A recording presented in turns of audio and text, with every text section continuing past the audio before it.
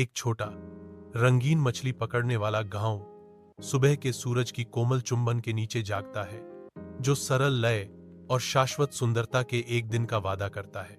समुद्र की कहानियों से अंकित एक मछुआरा रामू दिन की चुनौती का सामना करने के लिए तैयार अपनी पुरानी नाव पर सवार होता है। सूर्य उदय होता है, आकाश को अग्नि रंगों से रंगता है, क्योंकि समुद्र प्रकाश और रंग के शांत नृत्य में स्वर्ग का दर्पण करता है। श्रद्धा से रामू अपना जाल फेंकता है। उसकी मौन प्रार्थना समुद्र की उदारता और भरपूर पकड़ के लिए एक हार्दिक गुहार है। वह समुद्र से बात करता है।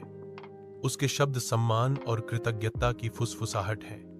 उसे अपने जीवन की यात्रा में एक साथी के रूप में स्वीकार करते हैं। शांत सुबह मनुष्य और समुद्र के बीच के स्थायी बंधन को समाहित करती है, जो निर्भरता और सम्मान का एक शाश्वत नृत्य है।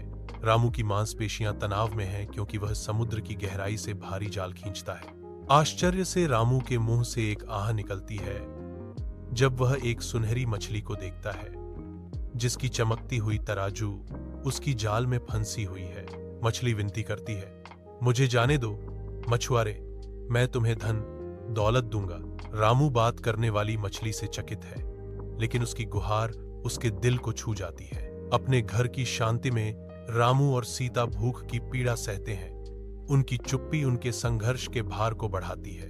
रामू का चेहरा कठिनाई की कहानी कहता है, फिर भी उसकी आंखों में अटूट गर्व चमकता है। रात की शांति दरवाजे पर दस्तक से टूट जाती है। उम्मीद एक ऐसे आदमी के रूप में आती है जो रामू को जीवन रेखा प्रदान करता है। एक अमीर व्यापारी से नौकरी। रामू और सीता आशा भरी निगाहों से एक दूसरे को देखते हैं। उनके थके हुए चेहरे राहत से क्षण भर के लिए चमक उठते हैं। फिर भी रामू की आंखों में समझ की एक छाया चमकती है, समुद्र के साथ उसके स्थायी बंधन की एक गंभीर स्वीकृति।